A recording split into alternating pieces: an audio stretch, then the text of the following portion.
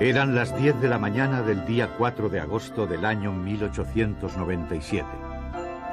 A pocos kilómetros de Elche, en el lugar conocido por la Alcudia, unos labradores han interrumpido su tarea para tomar el almuerzo. Les acompaña el hijo de uno de ellos, Manuel Campello. Yo andaba con los hombres que estaban cavando. Entonces yo, recuerdo que los hombres estaban fumando, tenían las chaves ahí que no gastaban, entonces no lo gastaban. Yo cogí una escala aquella y me pongo a cavar un reloj que tenía alto, en pedra y todo, y vine a cavar. Entonces me descubrí un tor de cap de la dama.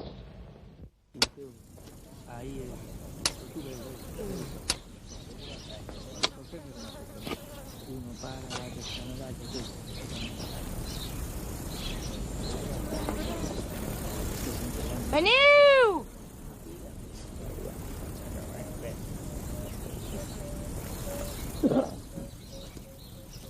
Mireu el que ha aparegut! Però què? Veniu! Aquí hi ha una dona de pedra!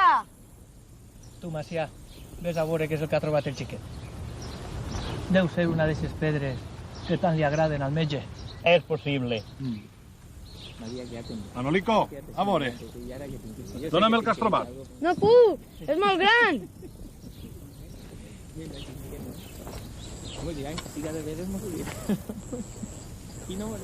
Mire, veritat que és bonica?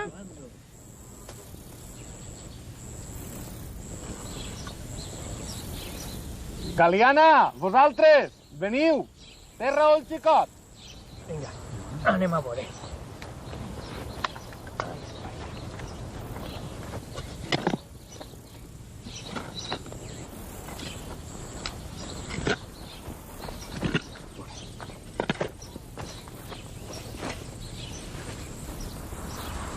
Manolico.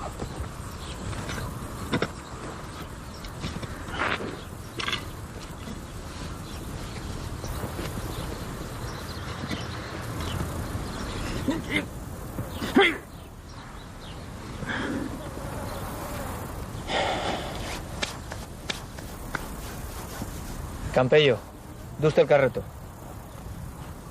Macià, ves al poble i deixes l'encàrrec a casa del metge que se'n vinga quan puga.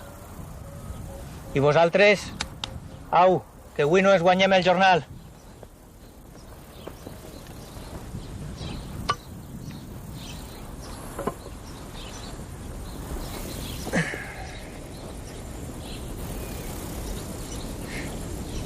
Com devia dir-se aquesta dona? Veges tu a saber.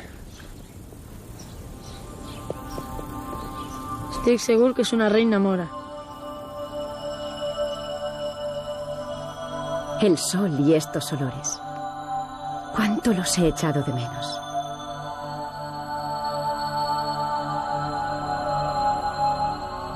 Y qué poco pude disfrutarlos.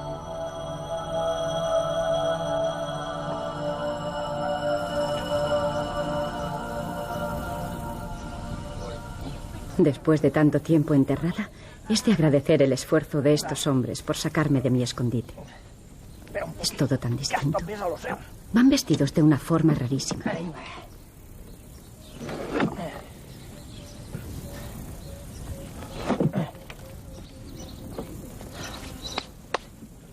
Y ahora, ¿dónde me llevarán?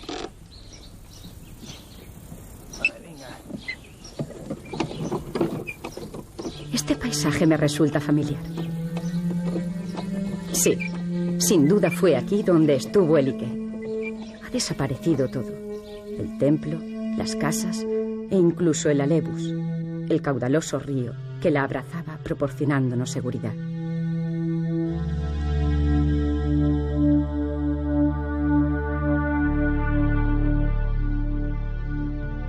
Solo me quedan mis recuerdos.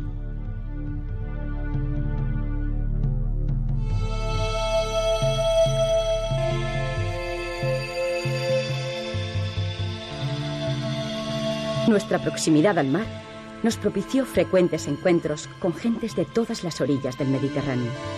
Fenicios y griegos, unos de nuestros más asiduos visitantes, nos mostraban sus culturas, animándonos a crear la nuestra propia, la ibérica.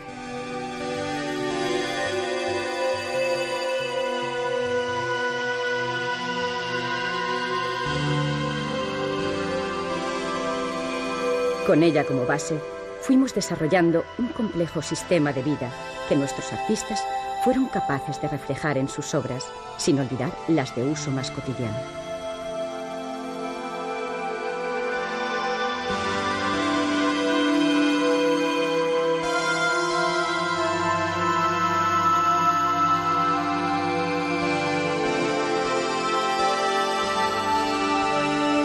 La ciudad amurallada estaba formada por calles rectas que se cruzaban entre sí, creando manzanas de grupos regulares.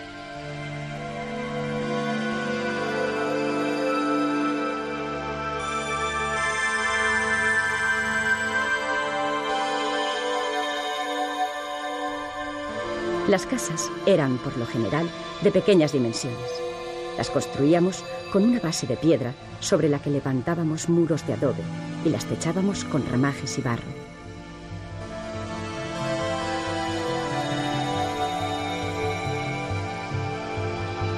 Su interior era muy simple y servía para usos bien diferenciados. Una parte se dedicaba a cumplir las necesidades básicas y la otra se destinaba para realizar las artesanías domésticas, entre las que destacaban la preparación de alimentos y el telar.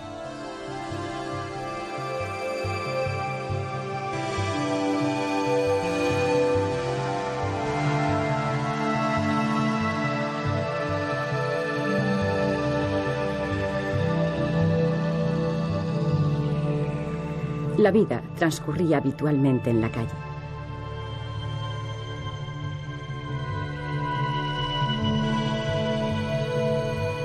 En nuestra sociedad no éramos todos iguales. La mayoría se dedicaba a trabajar la tierra y a producir todo lo que necesitábamos. Otros se encargaban de gobernar el destino de nuestro pueblo. Eran personajes civiles a los que se distinguía por sus ropajes generalmente teñidos de púrpura. Los militares formaban un grupo muy poderoso. Sus decisiones eran la ley que todos debíamos de aceptar. Vestían un imponente uniforme diseñado para aterrorizar a los enemigos. La ferocidad del lobo, representado en el disco que cubre su pecho, era un amuleto que protegía al guerrero que lo llevaba. Otro estamento social era el religioso, al que pertenecíamos yo misma y la solemne y majestuosa dama entronizada.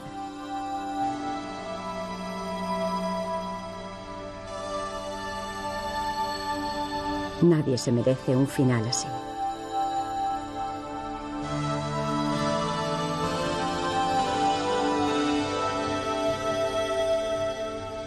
Las dos presidíamos el templo de nuestra ciudad, al que acudían todos sus pobladores. En él efectuábamos las ofrendas y celebrábamos los ritos y sacrificios en honor de la gran diosa que nos trae del interior de la tierra el gran milagro de las cosechas y a la que debemos el continuar de la vida año tras año.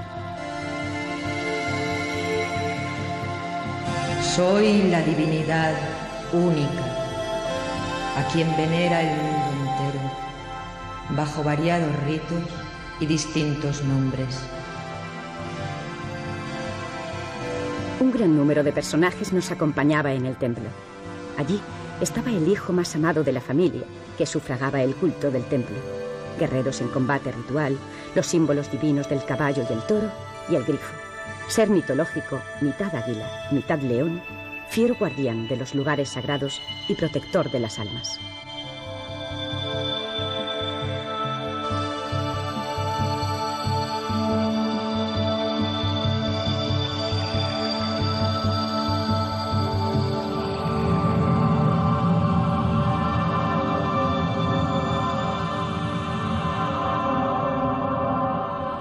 Del taller del artista que me inmortalizó salieron otras esculturas para lugares vecinos, en donde eran dedicadas a recordar y honrar a los difuntos.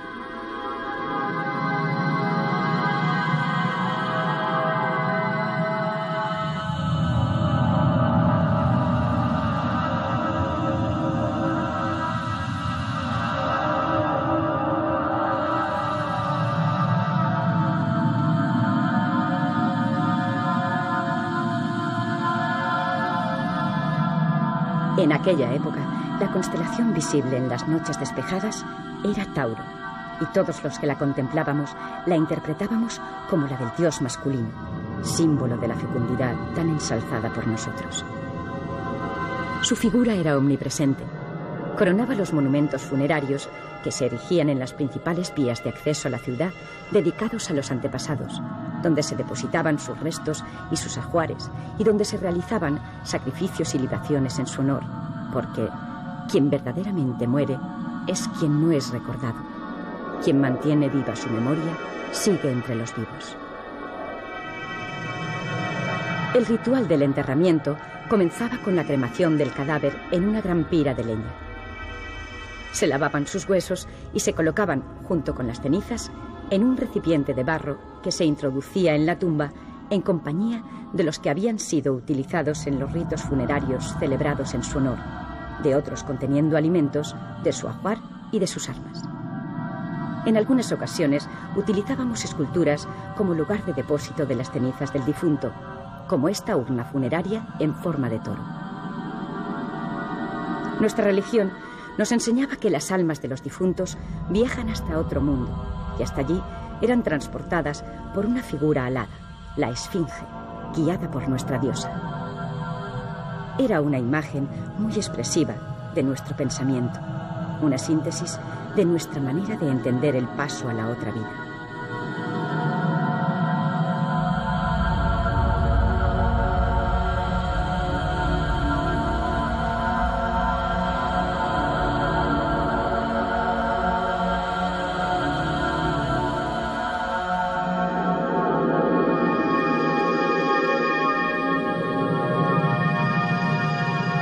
¿Cómo pudo acabar algo tan armonioso?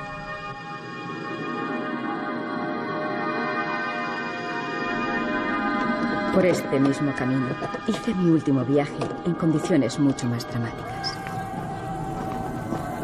Cuando nuestra vida estaba encaminada al trabajo y la tranquilidad, cuando todo parecía haber llegado a un feliz momento que debía ser eterno, la desgracia, en forma de catástrofe, se abatió sobre nuestra ciudad.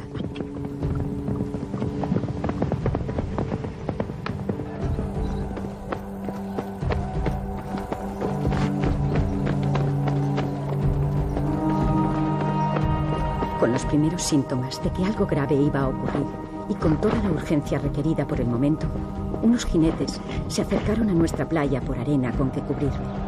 Otros prepararon un escondite para mí y otros me transportaron desde mi templo hasta él.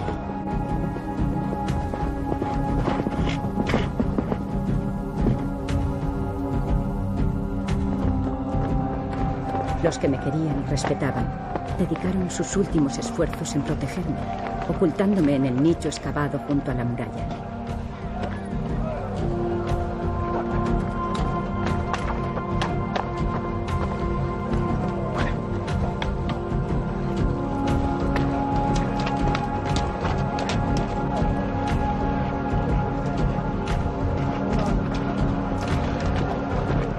Me cubrieron delicadamente con la arena recién traída de la playa.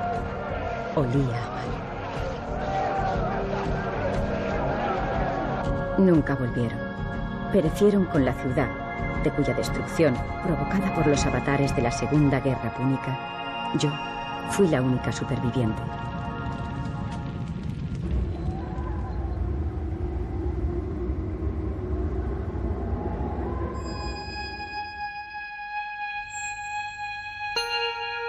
La propia fuerza destructora pasó a ser fuente de construcción que revitalizó esta ciudad, y la corriente helenística que inundaba el Mediterráneo arraigó aquí, marcando el carácter de una nueva fase de la cultura ibérica, en la que la divinidad femenina era representada como una flor que brota de su cáliz.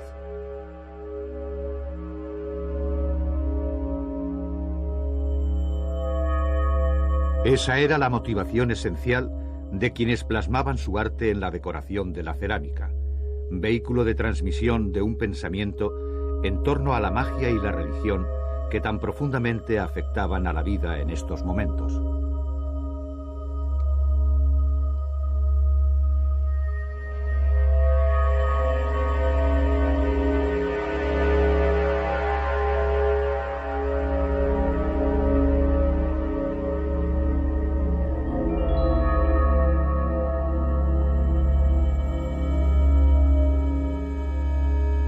Las aves y los monstruos eran los otros protagonistas, unos como símbolos de vida y otros de muerte.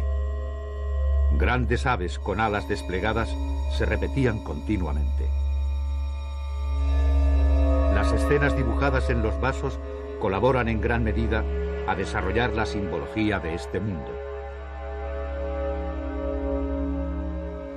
La inmortalidad la representaban con un héroe que se enfrenta a un monstruo al que tiene cogido por la lengua.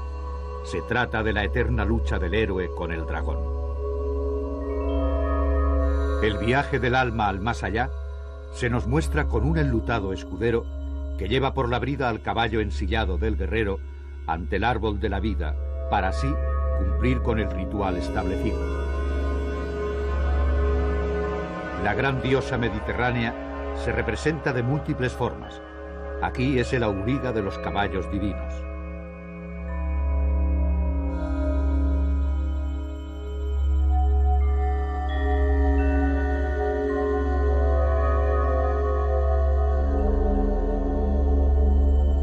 Las alas son uno de los atributos de la divinidad.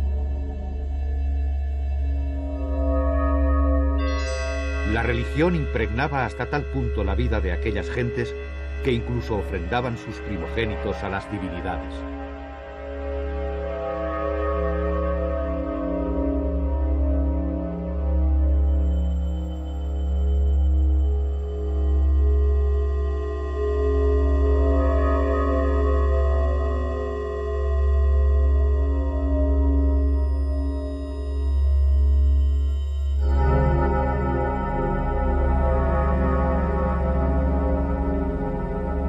La riqueza decorativa de la cerámica se debe al alto contenido simbólico de sus representaciones.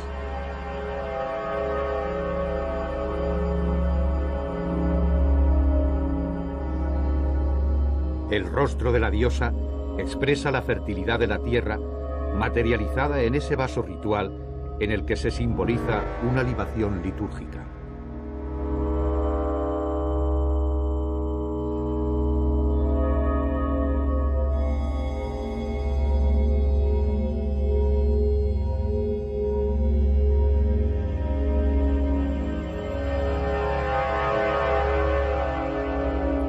Fertilidad que también afecta a los aspectos humanos en la plasmación de los amuletos fálicos.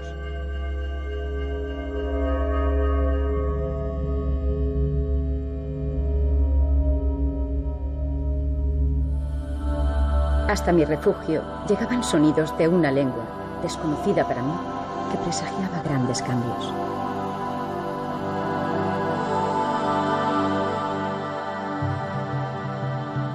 A mediados del siglo I antes de Jesucristo, la ciudad ibera de la Alcudia comienza a romanizarse de la mano de nuevos influjos y nuevos inmigrantes. La antigua Elique pasaba a denominarse Colonia Iulia Ilice Augusta, muestra de su total conversión al mundo romano. Igual que en las grandes metrópolis, el foro aparece en la ciudad con sus grandes edificios públicos y sus templos dedicados a las diferentes divinidades. Uno de ellos, donado por el emperador Augusto, estaba dedicado a la divinidad local, Juno.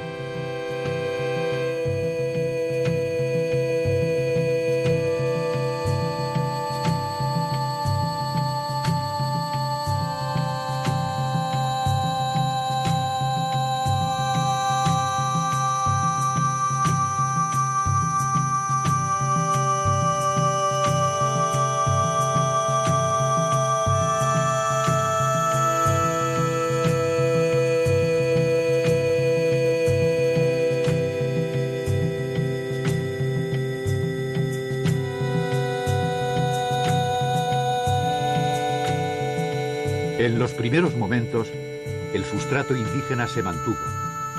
Esta crátera de Ilici mantiene la decoración típica de la cultura ibérica.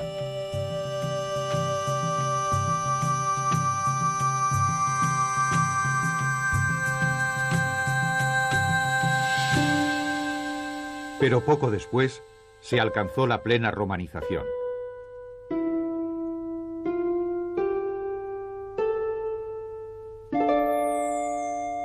El arte romano invadió por completo la sociedad en todas sus formas de expresión, y lo mismo ocurrió en todos los campos de la vida. La población lo aceptó y rápidamente se acomodó a las nuevas costumbres, como lo expresan las representaciones de Venus,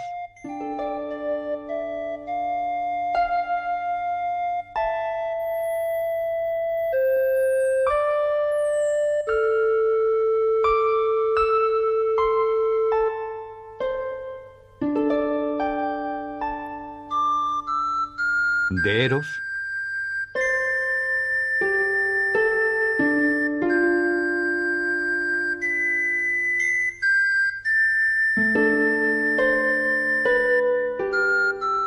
y del dios de la fecundidad, Atis.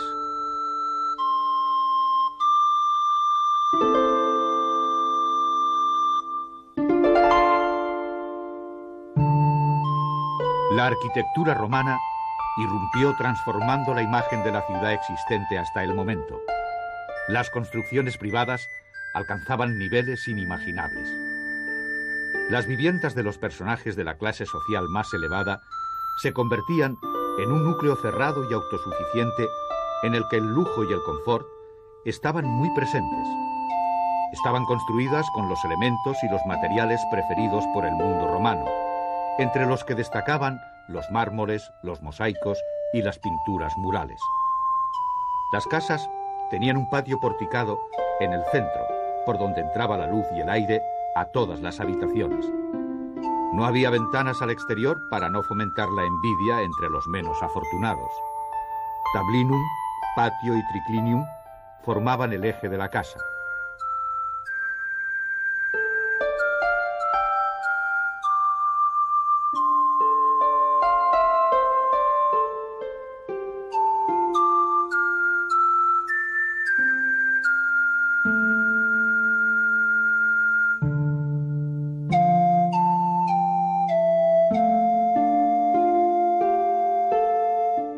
Un ejemplo del nivel de urbanismo adquirido por la ciudad era el que por debajo de su ordenado trazado de calles discurría el alcantarillado encargado de evacuar las aguas sucias y los detritus procedentes de los desagües de las diferentes construcciones.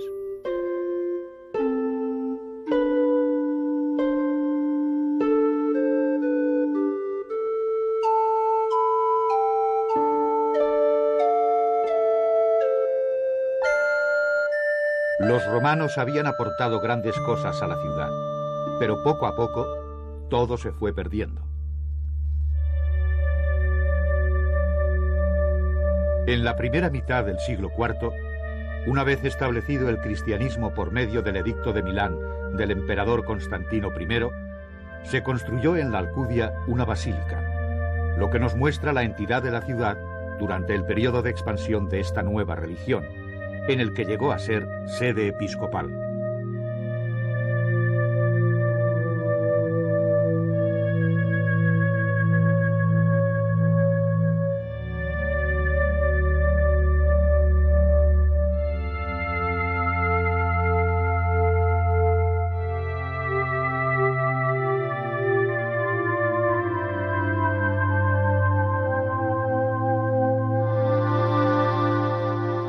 Y de pronto, el silencio. Después de tantos años de esplendor, desapareció la vida de mi ciudad. Y allí quedé sola, olvidada.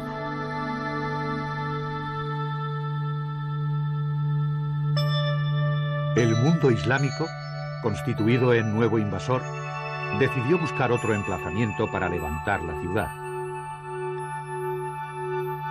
La ciudad nueva, Elik, originada por aquel asentamiento situado a 2 kilómetros al norte del antiguo, fue consecuencia del pacto entre Teodomiro y Ab-al-Aziz e implicó la construcción de un recinto fortificado para su población, que así se vio rodeada de una sólida muralla y de poderosas torres, algunas de las cuales todavía hoy se conservan. A partir de la Reconquista, en la ciudad se crearon nuevos barrios, la morería, la judería, y poco a poco fue configurándose el Elche actual.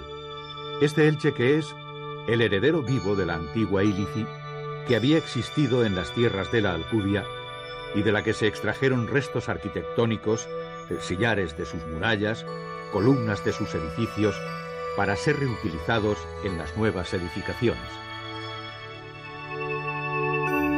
La ciudad se fue desarrollando hasta que a finales del siglo XIX ocurrió lo que ahora nos ocupa. Atendiendo el requerimiento que le había hecho su capataz, el doctor Campello acude a la Alcudia al encuentro del hallazgo. Este chiquillo me mira de una manera. Tiene una cara simpática. Todavía me duele el golpe que me dio, aunque tendré que perdonárselo. De no haber sido por él, tal vez me hubiese quedado otros 23 siglos bajo tierra.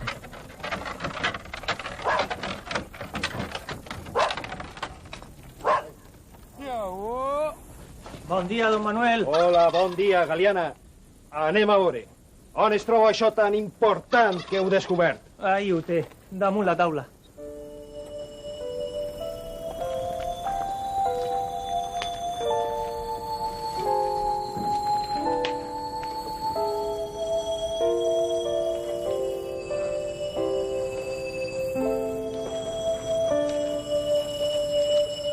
L'has trobada tu? Sí, senyor. És una reina mora, veritat? No digues ximpleses. Tu què saps d'això? I ja tindrem temps de saber què és i què significa. Ara el que hem de fer és portar-la a ells. Antonio, vols fer el favor d'ajudar Galiana? Enseguida. A veure, Manolico.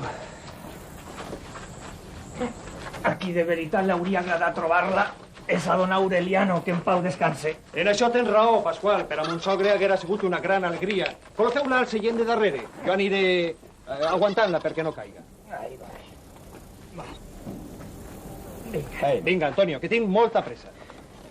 Vol vostè que l'acompanye? No, no cal. Moltes gràcies. Em deixarà vostè anar a veure-la? Quan vulguis, fill. Arre!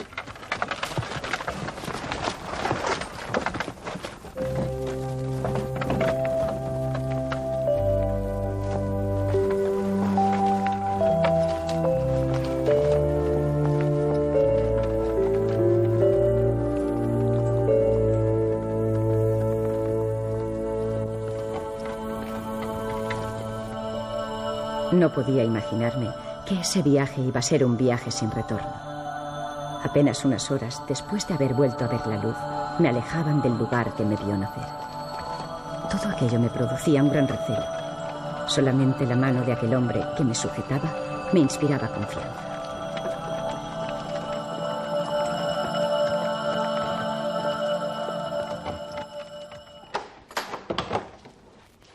Vinga, va.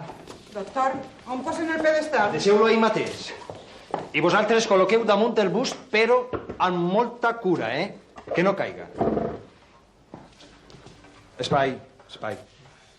Pasqual, camí de ta casa, passa't per la de Pere Ibarra i li dius que vull veure'l esta nit mateixa. Què? Què et sembla? T'agrada? A mi m'agrada molt. És una reina mora. Has dit el mateix que Manolico. Acabaré per pensar que teniu raó. Doctor, tenim la consulta plena de gent. Déu, tens raó. Baixa, que de seguida comencem. Mira, Asu. Bona vesprada, Mira doña Asunción. el que hem trobat a l'Alcúdia. Paquita, de veritat, dins 30 segons soc a la consulta. Ja pots fer passar el primer. Has vist quina meravella? Sí, és un bust preciós. Però no t'entretingues més, que si puja Paquita et baixarà d'una orella. Déu.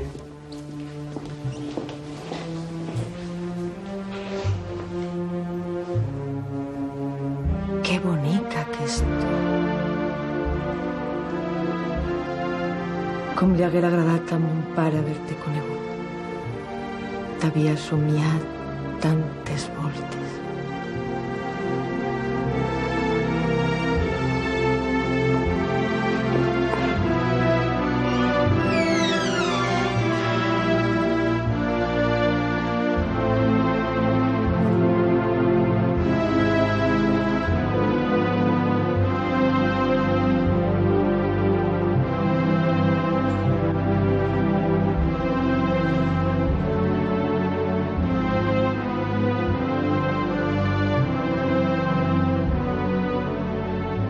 ¿Qué diosa será esa a la que también le hacen ofrendas?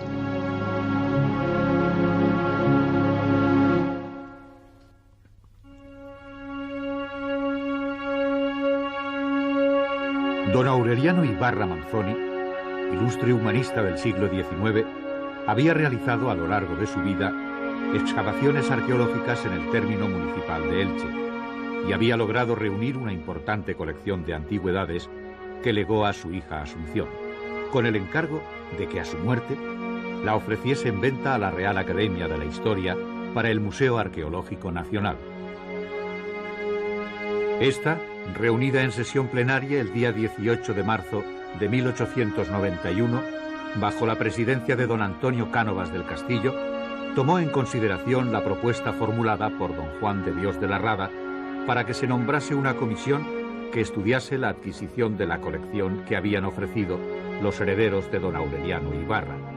Y en la sesión del 17 de mayo se comisionó a don Juan de Vilanova y a don Juan de Dios de la Rada para que se trasladasen a Elche, comprobaran el valor de los objetos y precisaran el importe y las condiciones de pago, teniendo en cuenta que se debería adquirir la colección en su totalidad.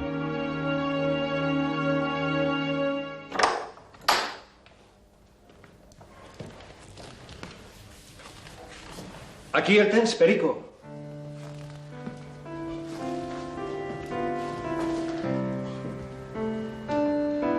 Com veuràs, no he exagerat.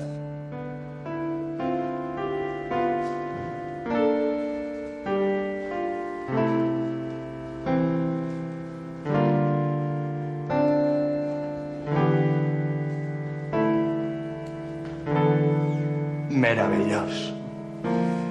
Per ara només puc dir això. Meravellós.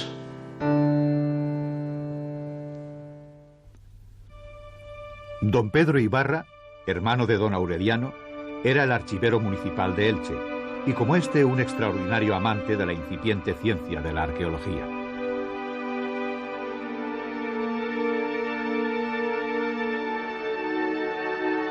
Fue el que fotografió el busto por primera vez y el que, llevado de su entusiasmo por el descubrimiento, lo puso rápidamente en conocimiento de la Real Academia de la Historia, de don José Ramón Meliá, de don Juan de Dios de la Rada, por aquel entonces director del Museo Arqueológico Nacional, del francés Pierre Paris y del alemán Emil Hübner.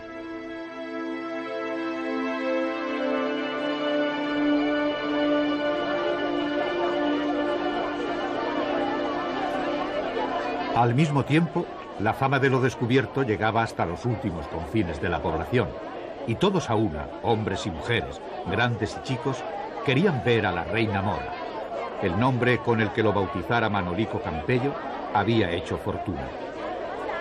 No sé el que vos deuen haver dit, però aquí dintre no hi ha res a veure. I a més, avui el metge no passa consulta. Així que vinga, fora, deixeu la porta lliure. I deixeu passar. No veu que són de la casa?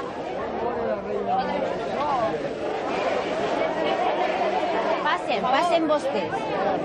Ja veuran una cosa més preciosa. A veure si he d'agafar la granera. Però si volem veure-la, per favor.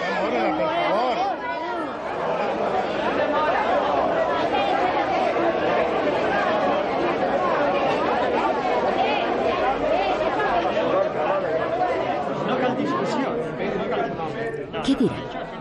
¿Sabrán quién soy? Acostumbrada al silencio, este ruido me resulta agobiante. El salón de la casa del doctor Campello era insuficiente para albergar al gran número de autoridades y amigos que deseaban contemplar la escultura.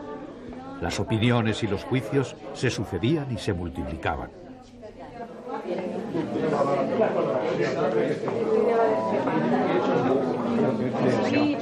Senyors, això no pot seguir així. Portem 5 dies amb la casa plena de gent a totes hores. Anem a tornar-nos bojos. L'única cosa que se m'ocorre és poder exposar-la al balcó per a que puga veure-la tot el món. Trobe que és una idea estupenda. Si li sembla al senyor alcalde, és clar.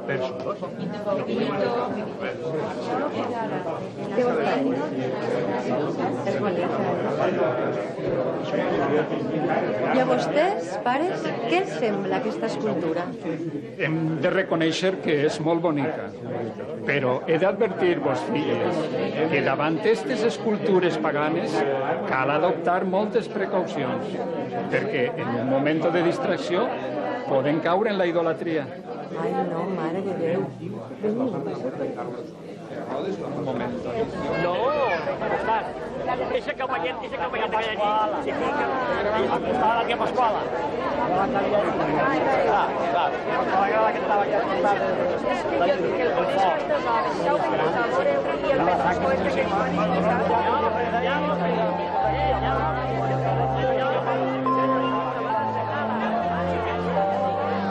Y al mediodía, bajo un ardiente sol veraniego, el busto fue expuesto en el balcón ante la alegría de los que allí se encontraban.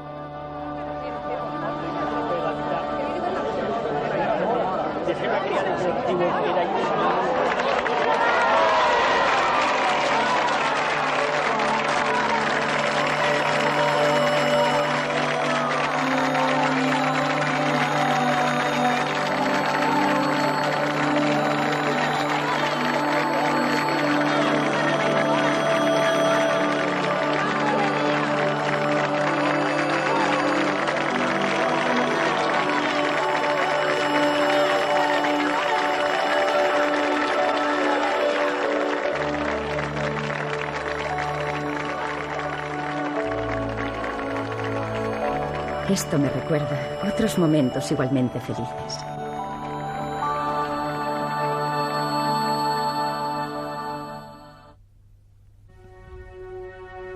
El arqueólogo francés Monsieur Pierre Paris llegaba a Elche por esas fechas para ver la representación del Misteri, invitado por don Pedro Ibarra.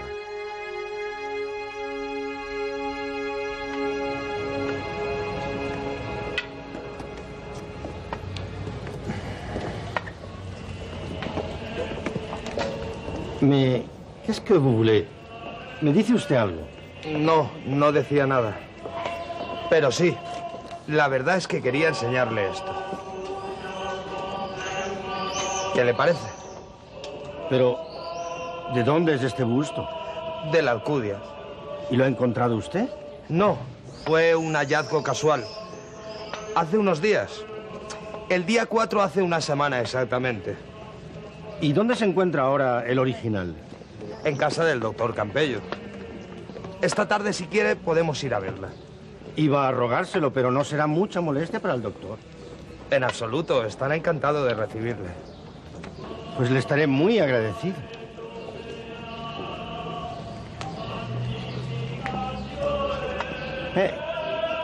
¿Qué son esas voces? Lo que ha venido usted a escuchar, Monsieur Paris. El Misteri. Faltan 3 días aún para la representación. Hay que ensayar mucho. Los cantores no son profesionales y...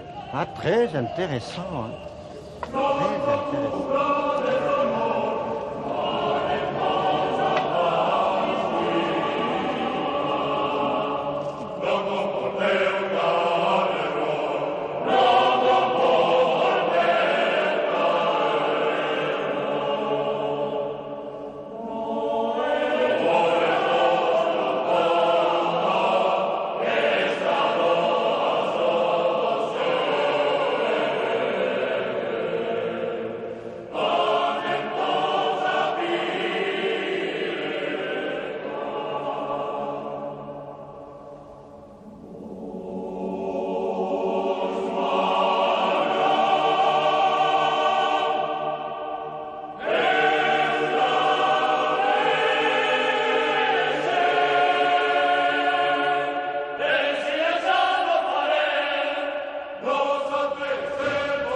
Cantes tu enguany?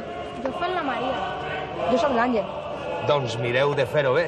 Este senyor ha vingut de molt lluny per escoltar-vos cantar. Adeu. Adeu. Y felicitaciones. Muy bien. ¿Podría usted mostrarme de nuevo esa fotografía?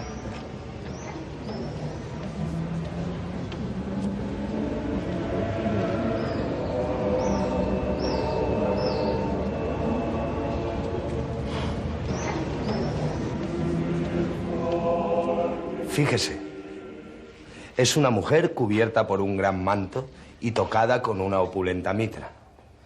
Esos pesados collares adornándole su pecho Y esas enormes ruedas que enmarcan su rostro y cubren sus orejas son sin duda la representación simbólica de las del carro de la divinidad que representa. Apolo, la obra maestra del arte romano hallado en Elche. Interesante, pero muy discutible esta teoría suya. Ya hablaremos de ello. Seguramente habrá usted informado ya del descubrimiento. Naturalmente. He informado a nuestro común amigo Emil Humner, a don Juan de Dios de la Rada y a usted mismo. Pero creo que usted debió cruzarse por el camino con la carta que le remití. ¿Y he recibido ya alguna respuesta? No. ¿Debería haberla tenido? Si alguno de ellos se hubiera interesado en adquirir el busto, tal vez. A mí no me gustaría desprenderme de ella. Naturalmente. Esta maravilla debe permanecer en Elche. Además, después de la amarga experiencia que acabáis de tener con la venta de la colección de tu padre, no creo que a tu marido le hayan quedado ganas de tratar con museos. Ah, amigos míos, pero hay museos y museos. No creo que el Museo del Louvre haya jamás devuelto una letra. Las razones que tengo para no querer desprenderme del busto nada tienen que ver con ese desagradable incidente. Son, por definirlas de alguna manera, sentimentales. El recuerdo de mi padre se me hace más presente cuando la miro. Y estoy segura de que él hubiese puesto todo su empeño en conservarlo.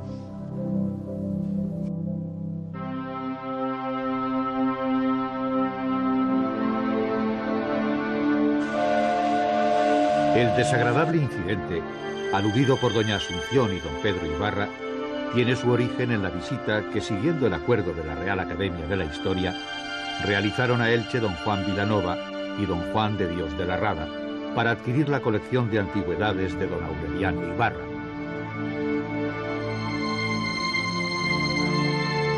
Tras examinar detenidamente las piezas que la formaban y comprobar el extraordinario valor artístico y arqueológico de las mismas, deciden su adquisición y se establecen las condiciones de pago.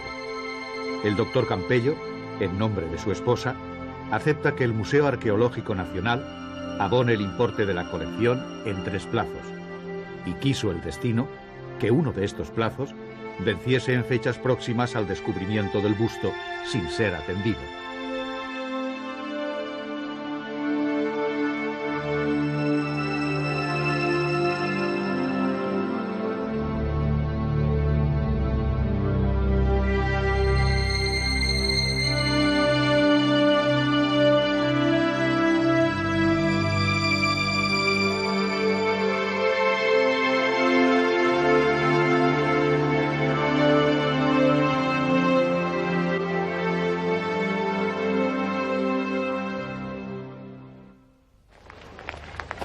Mon ami, ¿se ha parado usted a pensar en la importancia que cobrará Elche cuando el busto esté expuesto con todos los honores en el Musée du Louvre?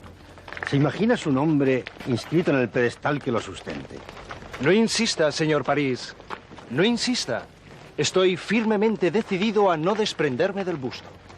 ¿Y no le interesa saber tampoco cuánto estaría dispuesto a ofrecer el Louvre? I quan pensa vostè que pot valdre? Tenga, doctor. He recibido instrucciones para ofrecerle hasta 4.000 francos. Y eso es lo que les ofrezco.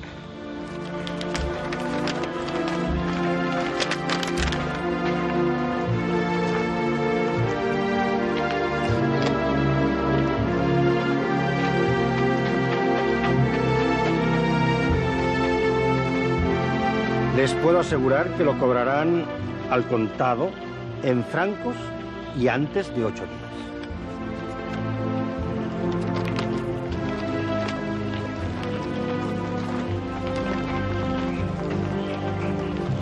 Mañana hablaremos.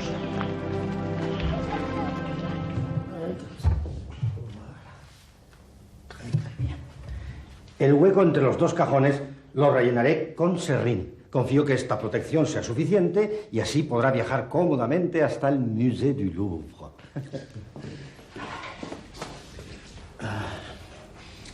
Doctor, ¿podría llamar a alguien que me ayudase, por favor?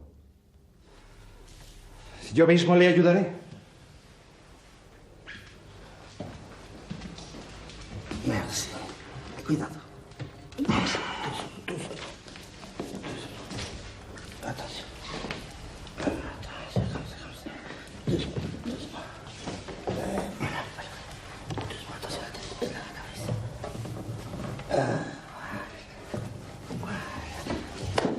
Oh, què fas tu aquí?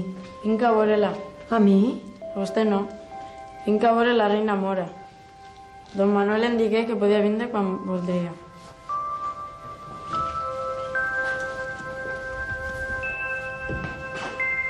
És veritat que se l'emporten? Sí, Manolico, se l'emporten. Oui, mon fils. Pero podrás ir a verla cuando seas mayor. A París.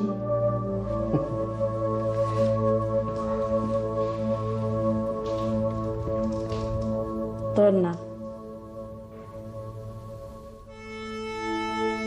Tras un largo viaje por el Mediterráneo hasta Marsella, el busto llega a su destino, París. El Museo del Louvre será a partir de ahora su nuevo domicilio. Y es aquí, cuando aún se ignora todo acerca de su historia, en donde recibe el nombre con el que será conocido en el mundo entero, la Dama de Elche.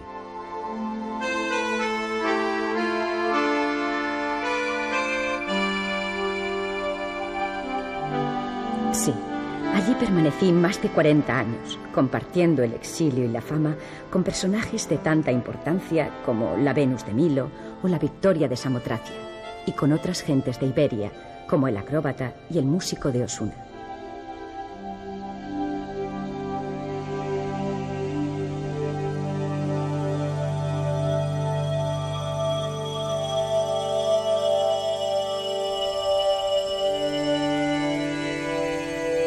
Entre las muchas visitas que recibíamos, recuerdo muy especialmente la de un joven que se pasaba largas horas mirándonos. Le llamaban Picasso. Vientos de guerra aconsejaron que los habitantes del museo fuesen trasladados a un lugar más seguro, desde donde, por sorpresa, la dama y otras piezas fueron repatriadas en virtud de un acuerdo suscrito por los gobiernos de Vichy y Madrid. Y una fría mañana del mes de febrero de 1941, llegaba la dama a la madrileña estación de Atocha. Pero mi destino no era mi tierra. Pronto supe que de nuevo un gran museo, el Prado, iba a ser mi hogar. Y en él me instalaron, eso sí, en un lugar preeminente.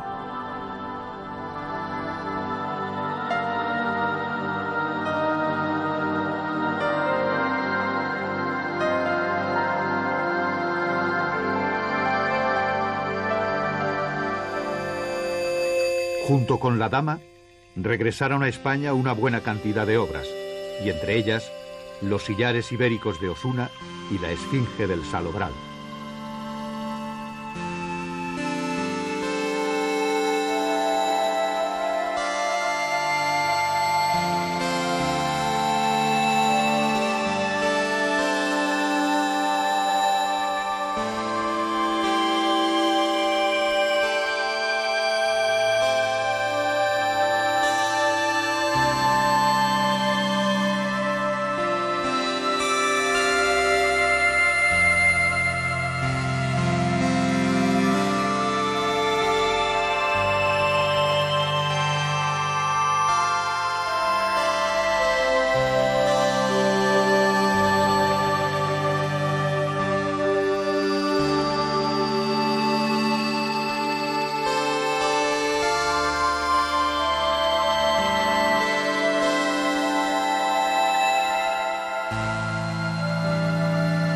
Mi popularidad llegó a tales extremos que fui designada para representar el patrón que rige la economía de todos los españoles, la peseta.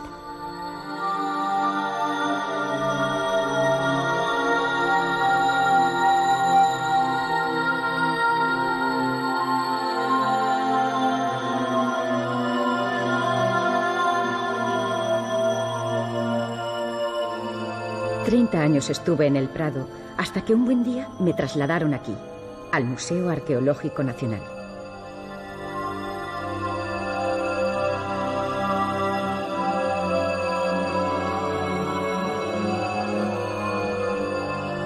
Solo una vez he vuelto a mi tierra. Nunca olvidaré ese viaje. Lo realicé hace ya muchos años. Fue muy emocionante el reencuentro con las gentes de Eliqué, a las que no había vuelto a ver desde hacía siglos.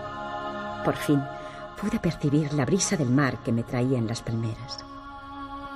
Y entablé amistad con Alejandro Ramos, que sabía de nuestra historia casi tanto como nosotros mismos y cuidaba de mi gente como solo se cuida a los hijos.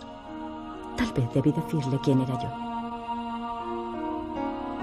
Unos dicen que fui una diosa, o una reina, o acaso una sacerdotisa del templo.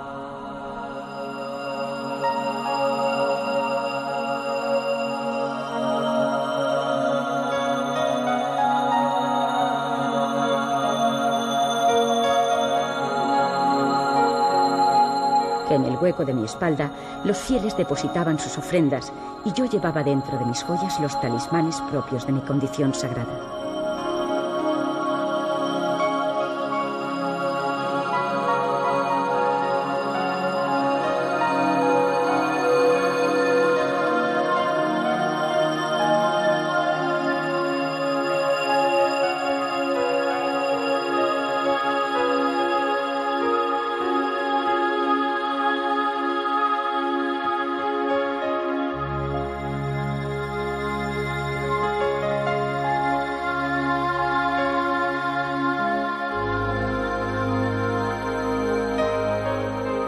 Que mi rostro sirvió para retratar a la diosa, por lo que siendo mujer, fui, al mismo tiempo, la divinidad misma.